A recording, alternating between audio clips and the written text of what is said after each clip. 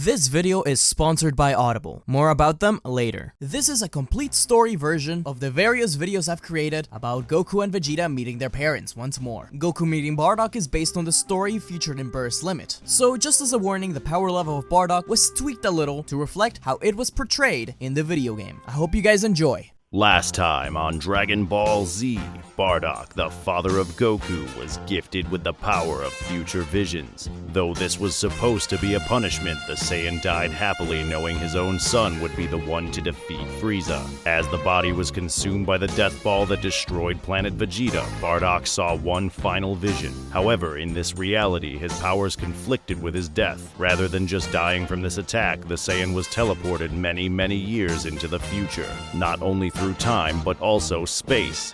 Now the Saiyan Rebel found himself on planet Earth a few days after the Universe 6 tournament. What does this strange land have in store for our hero? The future is revealed now.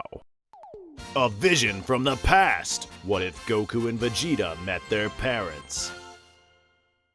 Bardock's eyes slowly clear up. At first, he thinks he's ended up on planet Vegeta, that he dreamt everything to do with Frieza. However, he soon realized he was completely wrong. Once a flying car zoomed over his head, the Saiyan had ended up on West City, and he began to look around. He remained calm, but did grab a woman and shake her, trying to ask her where he was. This caused the police to begin a chase. Bardock ran away quickly, and the police couldn't catch up. Those beings seemed weak. But without a scouter, he couldn't just take the chance. His main worry was Frieza. Once Bardock escaped the police into the outskirts of the city, he realized one officer had managed to keep up. Bardock was ready to battle and egged on the challenge. He even insulted the officer.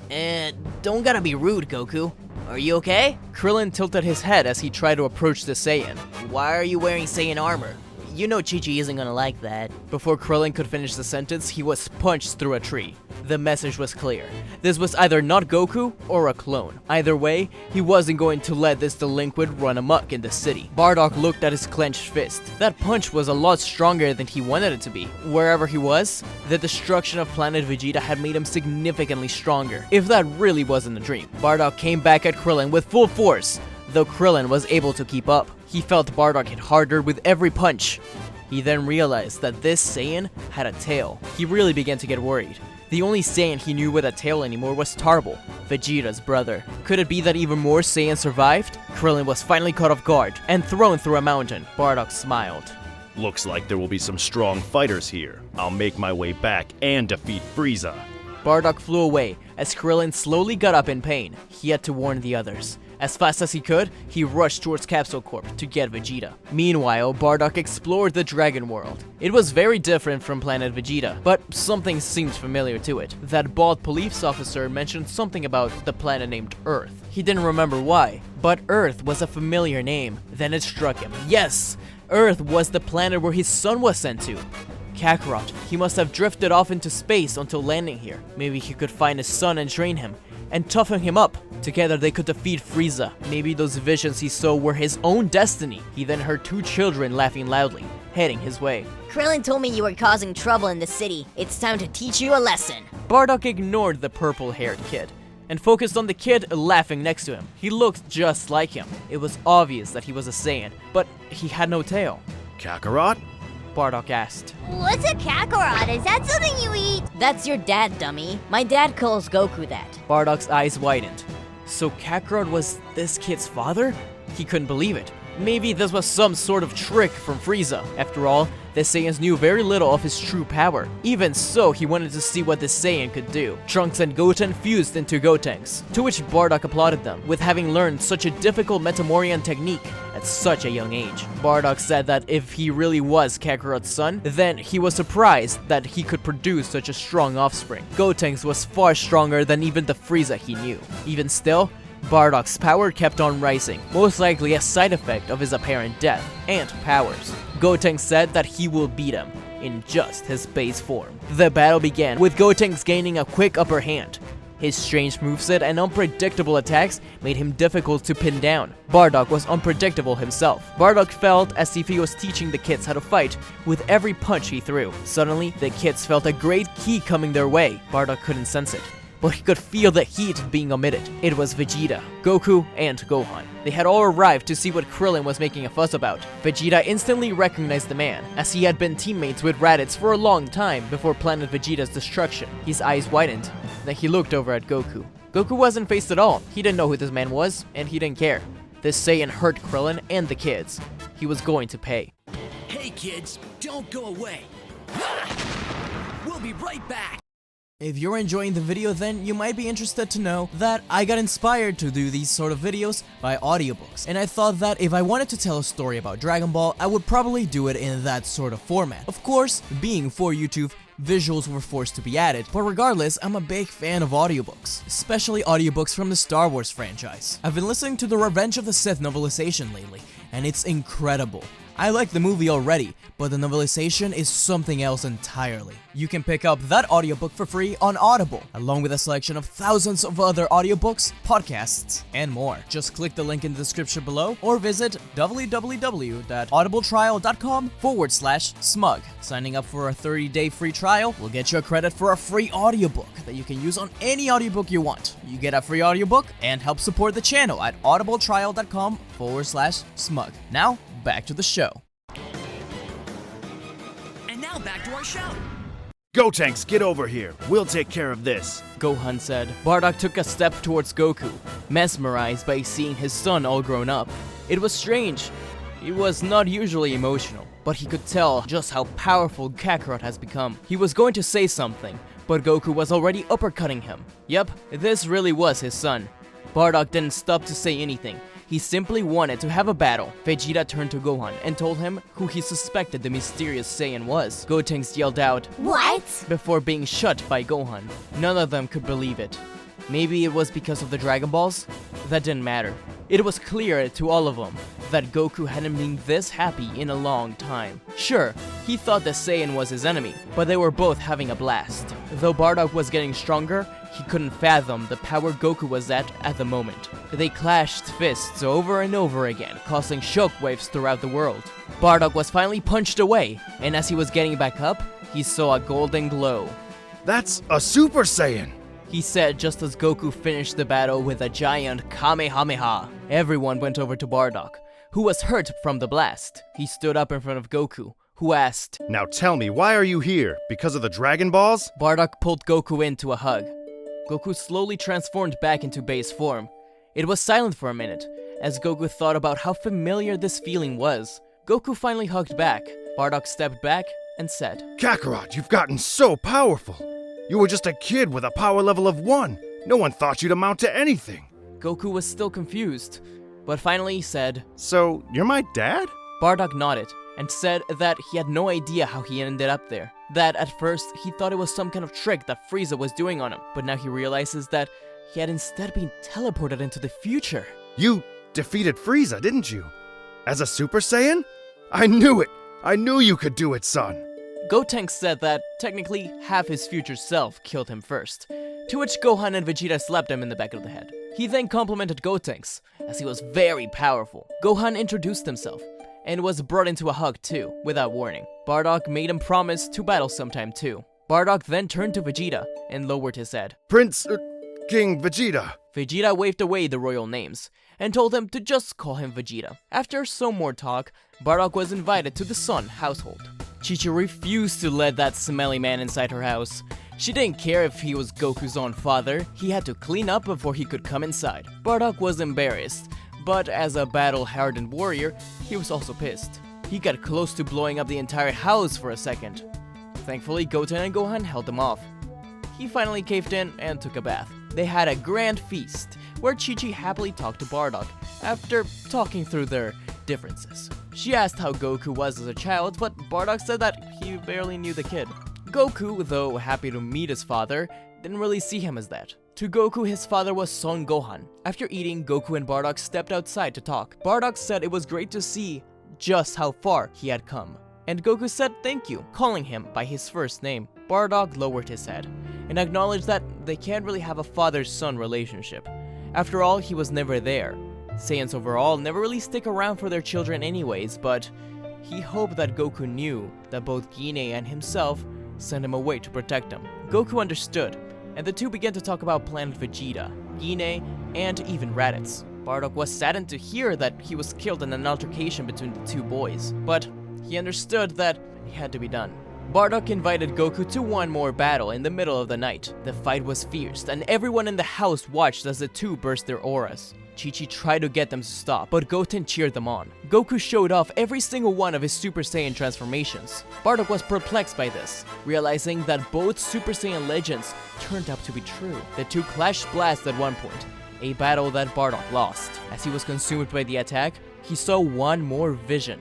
Goku and Frieza working together against an unknown enemy. He hoped it wouldn't be true. He hated the mere thought of it. This vision, however, made him angry more than anything. For 1 second, Bardock's aura sparked open in a golden glow. Lightning struck the ground as he rushed at Goku, punching him square in the jaw. This sent him crashing onto a mountain. It hurt him a lot. Goku rushed back and saw how Bardock's power was erupting. He was surprised to see his father turn into a Super Saiyan. However, Bardock felt something inside, as if he was being pulled away from this world. His time was up, he just knew it. As a final message, he put a hand on Goku's shoulder. He told him to beware of Frieza, and to never trust him, and that they will meet again. After all, he has those Dragon Balls, right? Goku was confused and told him to wait. However, it was too late. Bardock slowly faded away. Goku didn't know what just happened, but Goten began to tear up. Was that all even real, or was that some kind of illusion? He had to talk to Enma Daiyozama about it some other time. Meanwhile, Bardock found himself in a white void. There was nothing around him, but he had a halo on top of his head. He then heard the voice of an old man. That kid is something else, isn't he? Bardock turned around and saw a short man with a bright smile. Bardock said that, yeah, he is, and that he was very proud. The man extended his hand and introduced himself as Gohan. I'm very proud too. Come, we have a lot to talk about. The two men walked off into the distance, but soon enough, they would see their beloved Goku once more. Vegeta had witnessed the whole battle and thought to himself that he never got to say goodbye to his dad. He wasn't necessarily too fond of him, but he would like to see him once more if Kakarot got the chance. Come on out, Shenron, and grant me my wish.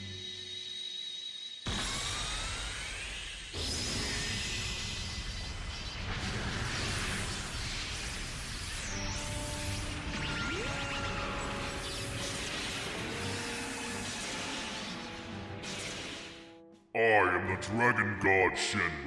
I will grant you any 3 wishes you desire. There is a king from long ago, from a planet named Vegeta. His soul should have been purified and sent to hell, but I want it restored temporarily, so Uranai Baba can bring him back. After that, I want his soul and body to be brought over to Earth. That is You make me look 5 years younger. Your wish has been granted. Farewell. Vegeta turned annoyed to Bulma, telling her to never cut over him again. Bulma argued that he had promised her wish, as long as she helped him find the Dragon Balls.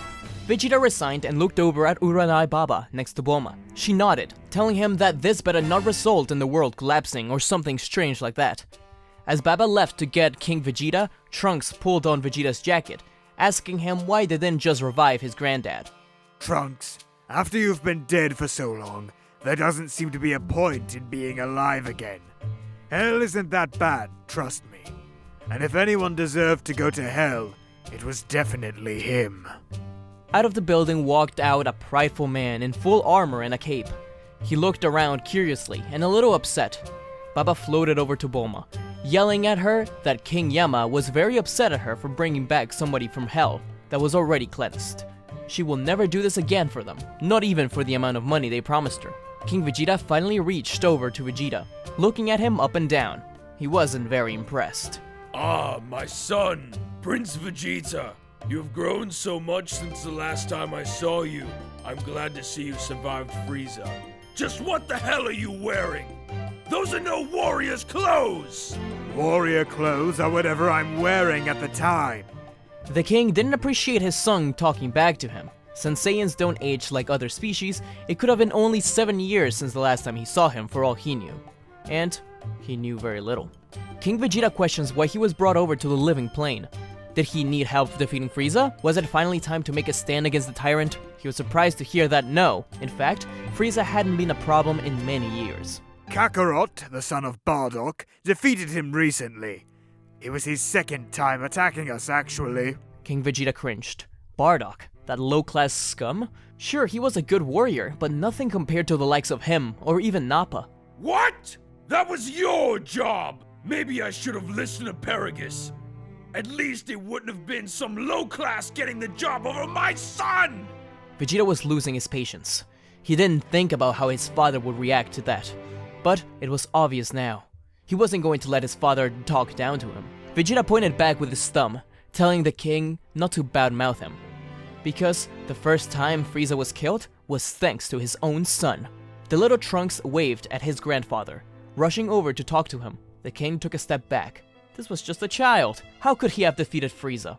Bulma facepalmed, but Trunks explained that it was in fact his future version of himself that defeated him. King Vegeta laughed. They had to be pulling his leg. Very funny. But who is this child really? He's clearly no Saiyan. His hair is blue, for God's sake! Trunks put his head down. Vegeta told the king not to worry about anything for now. That after a meal they would be sparring like old times and discussing things. The king agreed, and they all headed out to Capsule Corp. At the dinner table, the king talked about various things with Dr. Briefs. The two men found that running an empire and running a company weren't too dissimilar. However, things got heated once more when Bulma walked in with the food. The king snapped at her, telling her to bring over more food. Bulma was offended, and Vegeta finally stood up to the king. I thought it was obvious, but that is my wife, father. Your wife? I thought she was a local servant along with the mustache man and the brat. I thought this lavishly beautiful blonde woman was your wife. Bulma's mom blushed, but Bulma was horrified. Vegeta walked up to the king, grabbing him by the collar and telling him to step outside with him. King Vegeta laughed and punched his son through a wall. Vegeta wasn't expecting that. He didn't have his defenses up because he wasn't planning on hurting his father. Of course, it barely hurt him though. As Vegeta stood up outside of Capsule Corp, King Vegeta cracked his knuckles, walking up to him. He told his son how disappointed he was in him. Marrying some alien chick, tainting the Saiyan royal bloodline in the form of a blue-haired kid, etc. Vegeta had enough, but he heard a familiar voice from behind. Hey Vegeta, this your pops? The happy Saiyan landed behind Vegeta along with Gohan and Goten. King Vegeta recognized Goku instantly as Bardock's son. Though he didn't know Bardock personally, he did appreciate all the efforts he put forth as a soldier. He knew of his talent, so he respected his son as well. But of course, he wasn't an elite, and he didn't respect the fact that he had been the one to defeat Frieza. Frieza should have fallen at the hands of royalty, not some low-class Saiyans! King Vegeta threw a punch against Goku. Goku simply dodged out of the way. In response, King Vegeta spun to try to punch Vegeta, but he dodged out of the way too. In between the two Saiyans stood the kids, and the king blasted at Trunks. Why did you bring me back, son? To see your family? To see your failures? But the king was not expecting what happened next. As the smoke from the blast cleared, a huge golden aura emerged. The auras of all three half-breed Saiyans, all as Super Saiyans. King Vegeta's eyes widened. Trunks smirked and asked just who he was calling a failure. Goku and Vegeta stepped in front of the kids, both bursting into Super Saiyan God Super Saiyan. I am no failure, father. In fact, I managed to achieve much more than the whole Saiyan race did. I, along with the others here, achieved the legend of Super Saiyan, loved a family, defeated Frieza, Majin Buu, and even trained under... Well, if it isn't the old King Vegeta. King Vegeta jumped back. Lord Beerus was the one person he was absolutely terrified of. Whis smiled happily at the other Saiyans. King Vegeta kneeled before Beerus, but the God of Destruction simply looked at Vegeta. The Prince of all Saiyans walked up to his kneeling father, who looked up at him. The Prince turned around, back to Capsule Corp, along with everyone else. They all began their meal. The king looked at them from the hole he made through the wall. Whis placed a hand on his shoulder. King Vegeta almost screamed when Whis touched him, but the angel said, "Look at them. They're happy. A family. They've even accepted me as one of their friends. Of course, I'm not. I'm not technically allowed to be after all, but I do enjoy their meals. You Saiyans never really had families, right? Crazy how the Prince of the Saiyans was one of the few to make it all work." The angel then floated to his seat and ate. King Vegeta remembered one of the last times he saw his son. He was being sent on a mission with Raditz and Nappa. and the two barely said anything to each other. He had even sent his second son away simply because he wasn't powerful enough. King Vegeta had one chance to try and make things right. So he sat down at the table and ate with the rest. They talked and laughed, awkward at first, but a good time. It was as if that small altercation never happened. Later that night, when everyone else had left, King Vegeta and Vegeta went into the training chamber. King Vegeta said that Bulma's cooking was great. That was his way of saying sorry. He would never really apologize out loud. There wasn't much to talk about, just long, quiet pauses. But the two understood each other. It was strange, but Vegeta actually wished Tarble was there too. Vegeta finally challenged his father to a fight, and he accepted. The battle was explosive, even with Vegeta limiting himself to his base form. King Vegeta had lots of tricks under his sleeve, though he wasn't much of a fighter as the other Saiyans. He did remind Vegeta of his old, ruthless self, who was much less refined in martial arts and inner peace. It was fighting another version of himself, but of course, King Vegeta stood no chance. And the battle ended when Vegeta went a little too far and blasted his father with a Gallic gun. The Gallic gun. Good to see that you remember it. They all finally went to sleep, and the next day, it was time for King Vegeta to return to Hell. The family said goodbye to each other, with King Vegeta kissing Bulma's hand and allowing Trunks to hug him. Vegeta and the king looked at each other and nodded. When he was first brought back, he didn't want to go back, but he was at peace, and, dare he say it, even proud of his son. Vegeta too was glad that he and his father got to make peace. Finally, Baba disappeared along with the king, but in the other world, he wasn't alone. Though he had to return to Hell and get his soul cleansed, all of his proud Saiyans would be there along with him. He just hoped to one day see his children once more. My king, pleasure. Bardock, one of the best assets to the Saiyans. It's incredible. Your kid. About Frieza? Yeah. My kid doesn't care much about me. I wasn't there for him. Now old Gohan, that's a father. But it was your grandson who killed that monster. That's besides the point. We gotta head back. You ready? Yeah. Ready, Vegeta? Come at me, Kakarot. Goku rushed towards his rival, launching a barrage of kicks at him. Vegeta was able to dodge every single one of them, catching Goku off guard and headbutting him in the face. Goku screamed in pain, making Vegeta back up. What the hell? Vegeta asked himself. He hadn't hit him that hard. Goku was covering his mouth, walking backwards. Ah, you made me bite my tongue! Kakarot, you idiot! Kakarot? Vegeta and Goku turned around to see a beautiful woman in Frieza armor, a tail lazily set around her waist. She looked as if she was about to burst into tears. Vegeta was confused, but she felt familiar to Goku. Some way, somehow, he knew this woman. Goku descended and ran over to her. Goku asked patiently who she was exactly, but she seemed too shooken up to respond. Goku waved a hand in front of her eyes, but his hand was struck down by a slap from Uranai Baba. The old witch floated around the Saiyans and explained things. This is Gine, she said. Your mother, Goku. I know this is a shock, but she requested to come meet you. Never had that happen before, she explained. Goku and Vegeta both took a step back. Mother? First Bardock, then King Vegeta, now this? What the hell is going on in this world? Without warning, Gine leaped forward, hugging Goku tightly. She was strong, of course, as all Saiyans were, knocking Goku down to the ground. Baba left by saying she had 24 hours. Goku didn't know how to respond. It was very awkward for him. Once Gine let go, she realized that Kakarot wasn't very excited to see her. She tilted her head, wondering what was wrong. Her son rubbed the back of his head awkwardly.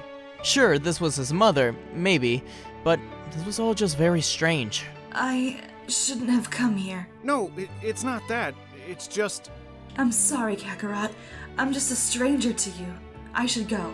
Goku reached out to grab his mother, but she blasted off quickly. Vegeta shook his head in disappointment, chuckling at the situation. My mother and I didn't get along either.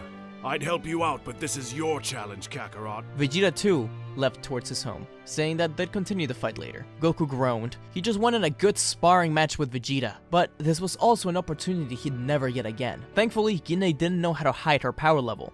By searching a little, he was able to find the Saiyan's key signature and teleport her away. Gine ended up at the foot of a mountain, but once she realized that Goku was there, she sped off again, up the mountain. By the time Goku caught up with her, he realized the familiar place. She had found refuge in an old home, one that belonged to his old grandfather, Gohan. Gine was sitting on a chair, staring at a picture of Gohan and Goku. Gohan, huh? I guess he really was the one that took him in. Goku's teleportation sound made Gine jump, dropping the picture. Goku was surprised to see his surroundings, kneeling down to pick up the picture of him and his granddad. The frame had broken from the fall, and it was covered in dust. But Goku smiled, wiping off the dirt. Neatly, he placed it on the shelf. Gine was looking down at the ground, embarrassed. I'm sorry. First I come uninvited and then I break your things. It's okay. I was caught by surprise. It's good to finally meet you, Mom.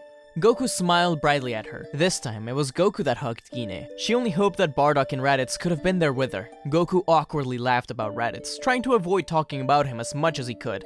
But the conversation steered that way anyways. She wasn't surprised to hear about her first son's demise, but was saddened that it had been a quarrel between the two brothers that brought it about. But above that, she was upset that Raditz had taken so long to find Kakarot. After all, she made it a point to tell him where his little brother was going. Regardless, it was a happy moment for the two.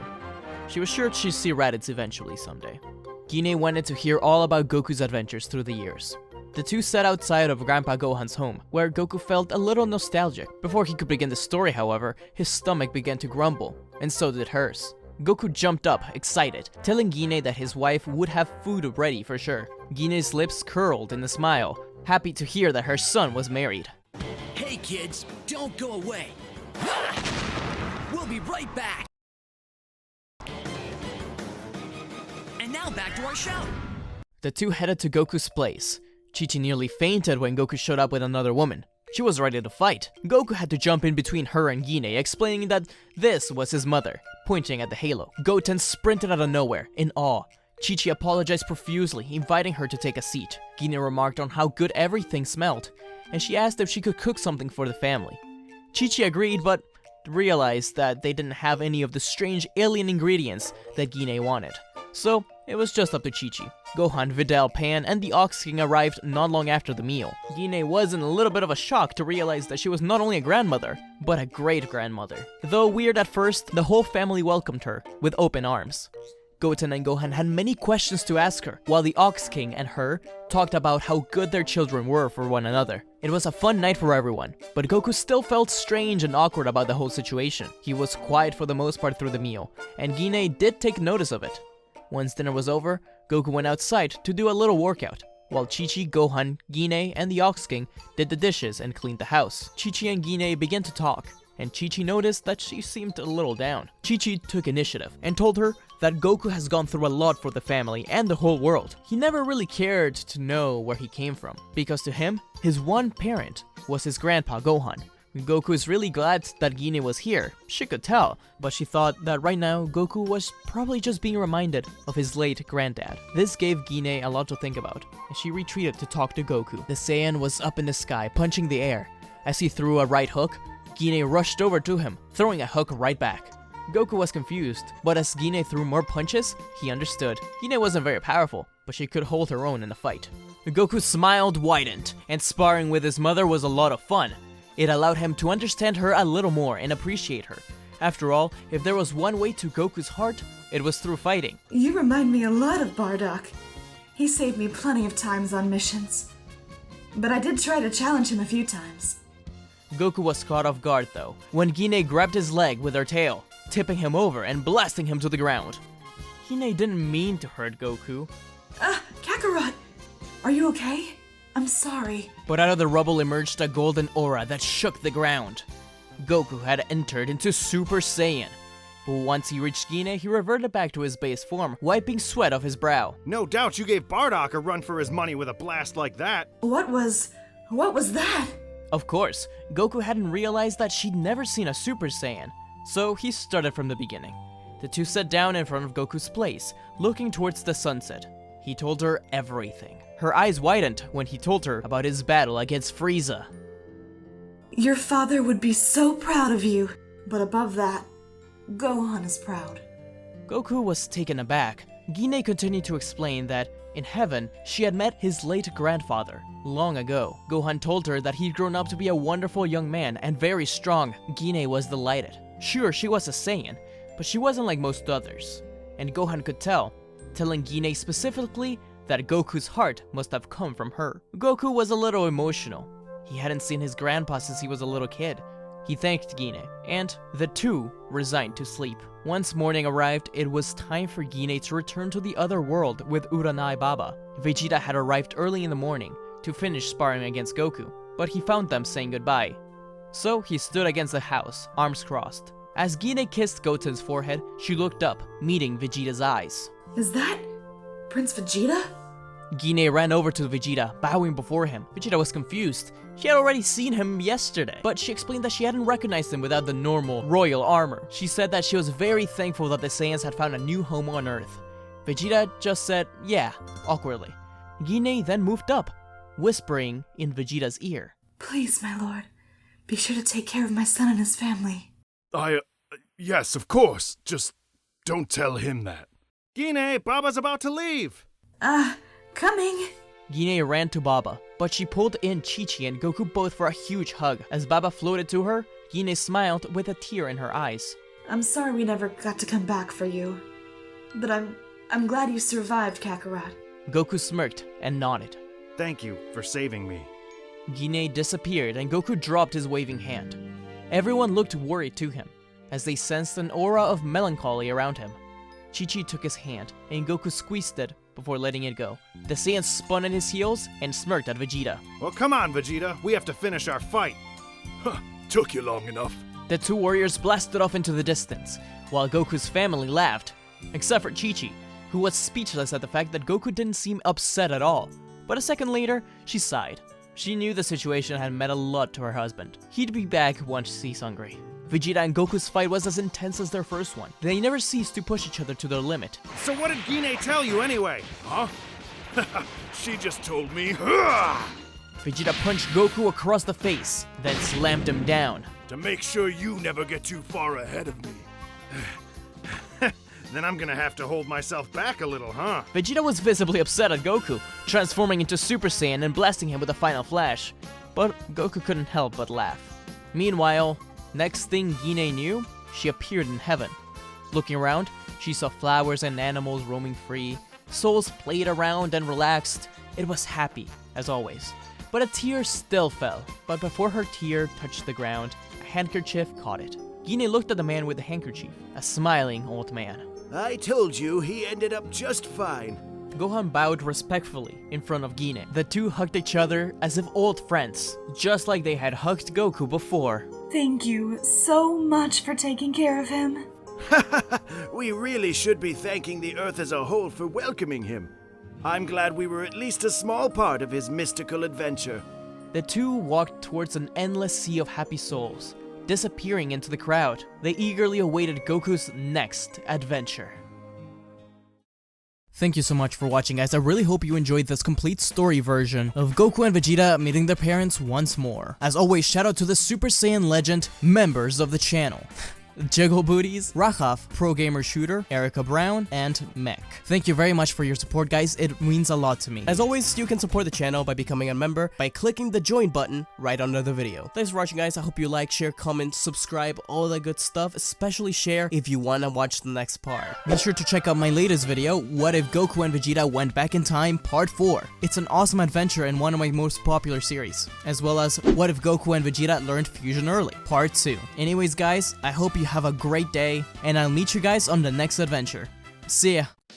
Don't forget to like, comment, and subscribe to Smugstick, unless you want to be destroyed. Lord Beerus, that's hardly fair. But also, don't forget to click the bell icon to get notified when he uploads new videos.